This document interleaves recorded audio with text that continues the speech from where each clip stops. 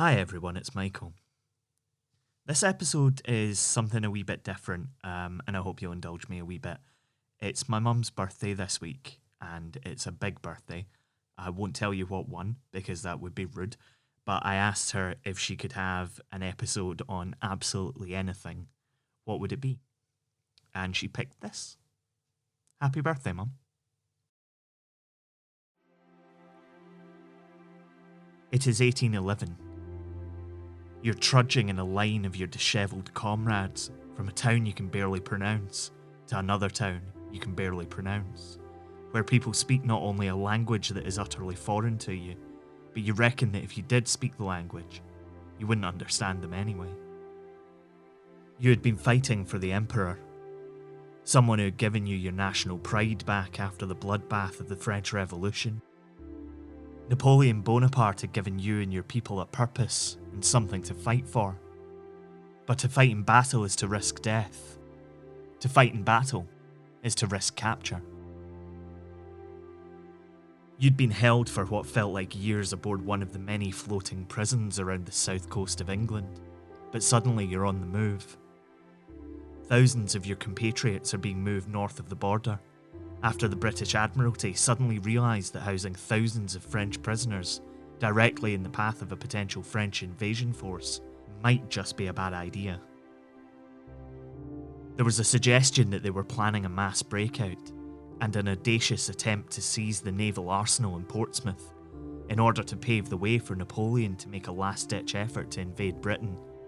So you know, out of sight, out of mind. This is Scotland, a podcast about history and where we made it. I'm Michael Park.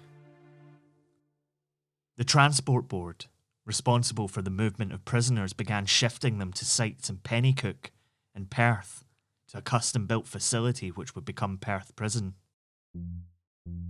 But first you're going to have to make a quick overnight pit stop. High above you, lost in the inky black of the night, lies a fortress. Sitting on a rocky outcropping above a bustling city where people have come out in the streets to see the convoy of carts move you and your comrades to the prison.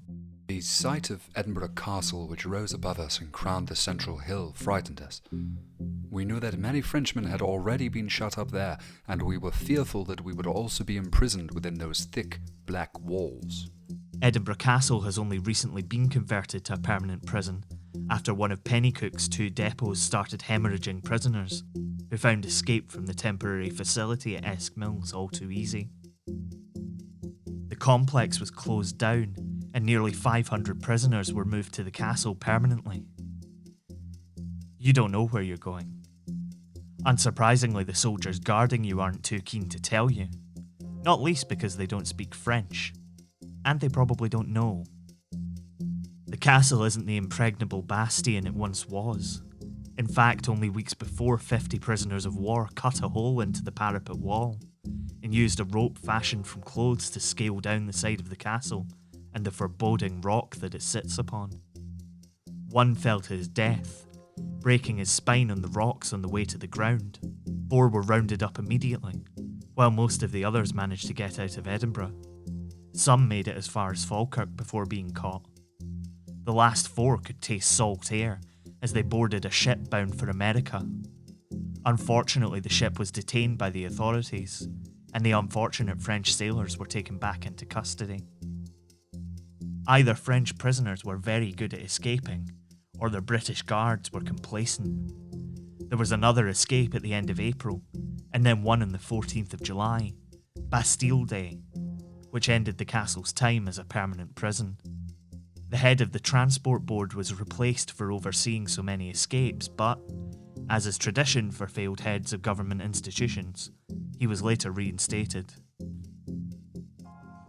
If you enjoy listening to Scotland, then one of the most helpful things you can do for us is to leave a rating and a review on Apple Podcasts.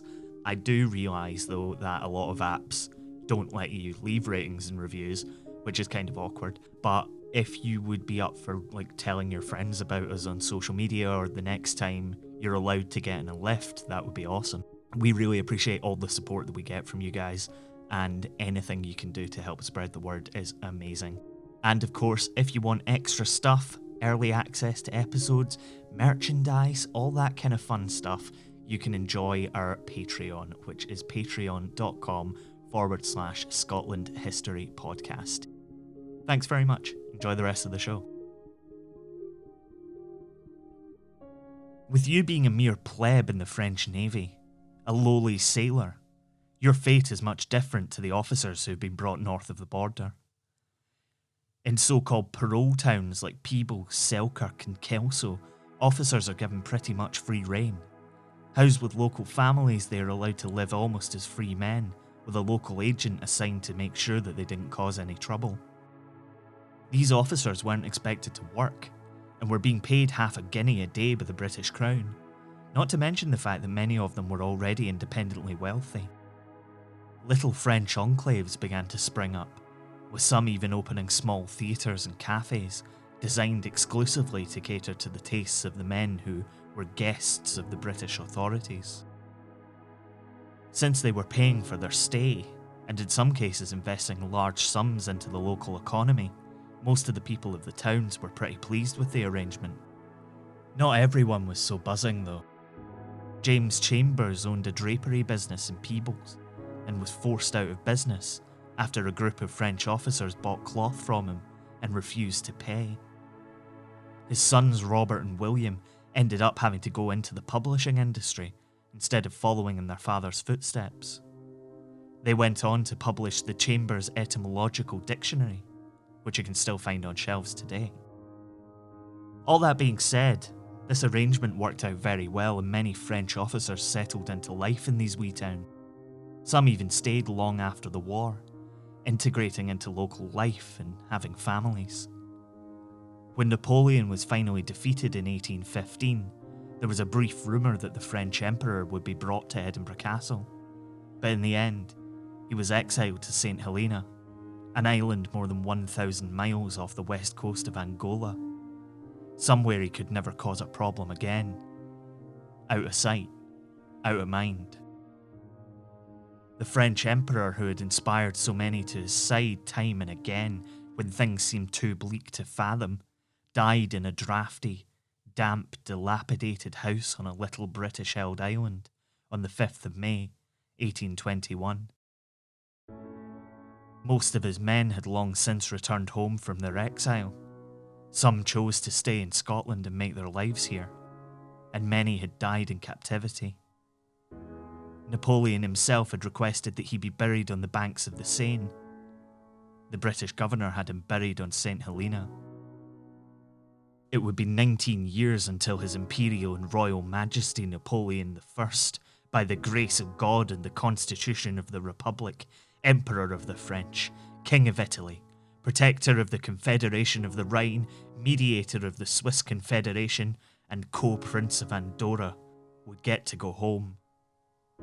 The restored monarch King Louis Philippe requested that his remains be returned to France, and the emperor was exhumed on St Helena and examined. They say that the lead coffin in which he had been interred had allowed the emperor's body to remain almost perfectly preserved. They speculate that if you were to exhume his remains from the incredible sarcophagus which stands under the magnificent dome of Les Invalides today, that the body of France's first emperor would still be perfectly preserved. At least that's what they say. The giant coffin in the middle of Les Invalides, surrounded by France's greatest military minds, may well be a fitting memorial to Napoleon. But there's a more humble monument, which stands in Valley Field near Penicuik. Paid for by the owner of the Valley Field Mill, which had been one of the depots for the French prisoners, it marks the approximate location of the remains of 309 French POWs who lost their lives between 1811 and 1814. Its inscription reads that the monument was erected by certain inhabitants of this parish, desiring to remember that all men are brethren.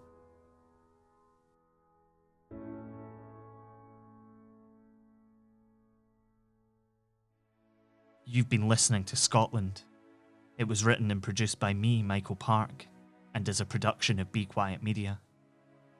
This episode draws on information compiled by Dr. Ian McDougall, whose book, All Men Are Brethren, is an in-depth account of Napoleonic prisoners of war held in Scotland. Dr. McDougall sadly passed away in April of this year, aged 86. Additional voices in this episode were by Chris Moriarty. The music for every episode of Scotland is by the human drumline Mitch Bain. You can find out more about his work by heading over to mitchbain.bequiet.media. Jamie Mowat does stunning illustrations for us, which you can see in our episode art. You can also see more of her work and buy prints at Tidlin, that's tidlin.com. Scotland is supported by Chris Lingwood and listeners like you on Patreon. Get involved at patreon.com/Scotland History Podcast.